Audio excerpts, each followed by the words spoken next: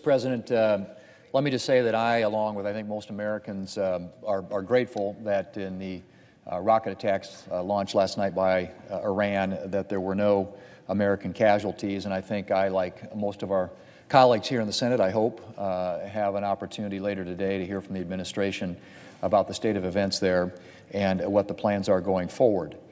We all know it's a dangerous part of the world. It's been that way for decades. The Iranian influence there is a malign influence that has put at risk and in jeopardy not only American lives, but lives of countless people throughout that region.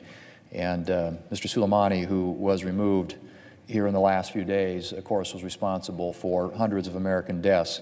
And so his loss is something that I think not only people here in this country, but certainly people in that region of the world benefit from, because he will no longer be able to conduct and operate and commit terrorist attacks and bring about death to people all over that region of the world.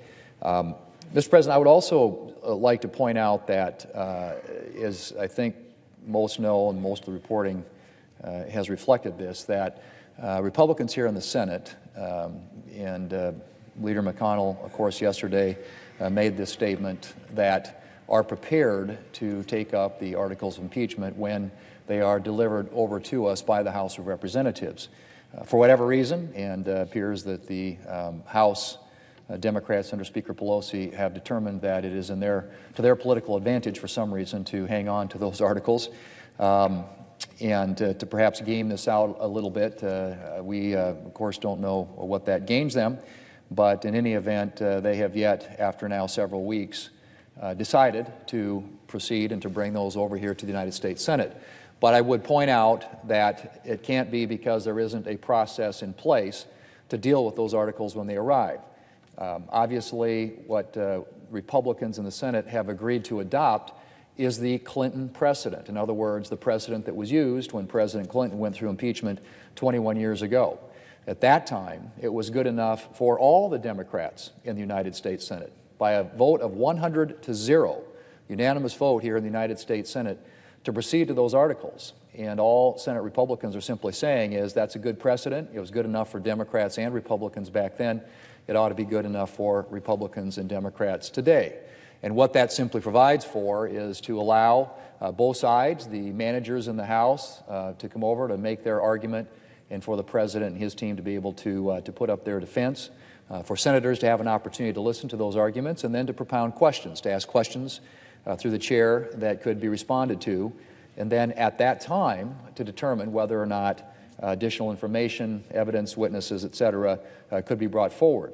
But as a very straightforward process, one, as I said, that met with the approval of all 100 senators, both Democrats and Republicans, back in 1999, the Clinton precedent seems to me at least to be a fair way in which to proceed, and one that Senate Republicans have agreed to move forward with. So if and when the House Democrats under Speaker Pelosi determine that they are ready to send those articles over here, it seems like maybe they're waiting for something to rescue what I think is an otherwise fairly weak argument that they have to make. But when those articles arrive here, we will have a process in place in which to move forward and get this trial underway in the Senate, and hopefully hear the arguments, and at some point, I hope in the not-too-distant future, conclude this and get it behind us and on to the work that the American people, I think, sent us here to do.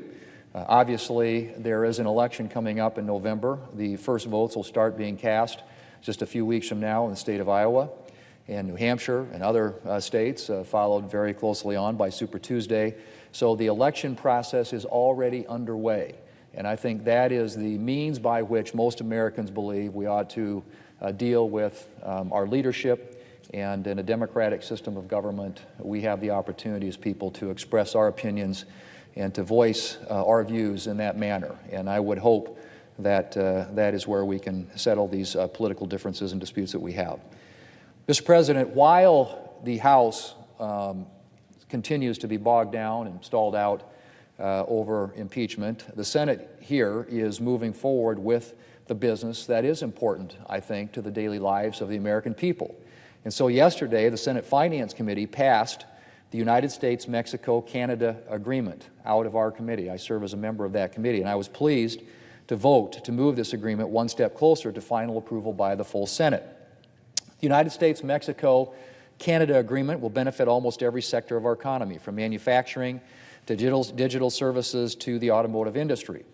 It will create hundreds of thousands of new jobs, boost our economic output, and increase wages for workers.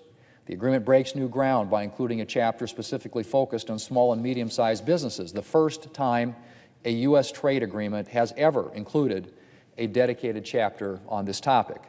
Roughly 120,000 small and medium-sized businesses around our country export goods and services to Mexico and Canada, including a number of businesses in my home state of South Dakota. USMCA will make it easier for these businesses to successfully export their products. South Dakota businesses and consumers will also benefit from the fact that the agreement maintains the current U.S. de minimis threshold, something that I fought hard to protect. I'm also particularly excited about the benefits that USMCA will bring for farmers and ranchers. Farmers and ranchers, Mr. President, have had a tough time over the past few years. Low commodity and livestock prices, natural disasters, and protracted trade disputes have left farmers and ranchers in my home state of South Dakota and around the country struggling.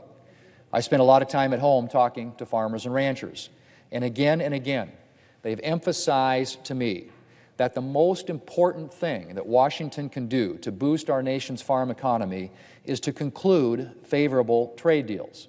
That's why I spent a lot of time this past year pushing for adoption of the United States-Mexico-Canada Agreement, and why I'm so pleased that after a long year waiting for the House under Speaker Pelosi to take it up and act on it, that we are finally going to have the opportunity to approve that trade deal here in the Senate. Canada and Mexico are the #1 and #2 markets for American agricultural products. The United States-Mexico-Canada Agreement will preserve and expand farmers' access to these two critical export markets, and it will give farmers certainty about what these markets will look like long term. I'm particularly excited, Mr. President, about the improvements the agreement makes for dairy farmers. If you drive the I-29 corridor north of Brookings, South Dakota, you can see firsthand the major dairy expansion South Dakota's experienced over the past several decades, or I should say over the past several years. The U.S.-Mexico-Canada Agreement will preserve U.S. dairy farmers' role as a key dairy supplier to Mexico, and it will substantially expand market access in Canada. In fact, the U.S. International Trade Commission estimates that the agreement will boost U.S. dairy exports by more than $277 million. The agreement will also expand market access for U.S. poultry and egg producers, and will make it easier for U.S. producers to export wheat to Canada. And, Mr. President, so much more in this agreement. Yesterday's Finance Committee vote was a long time coming for South Dakota farmers and ranchers.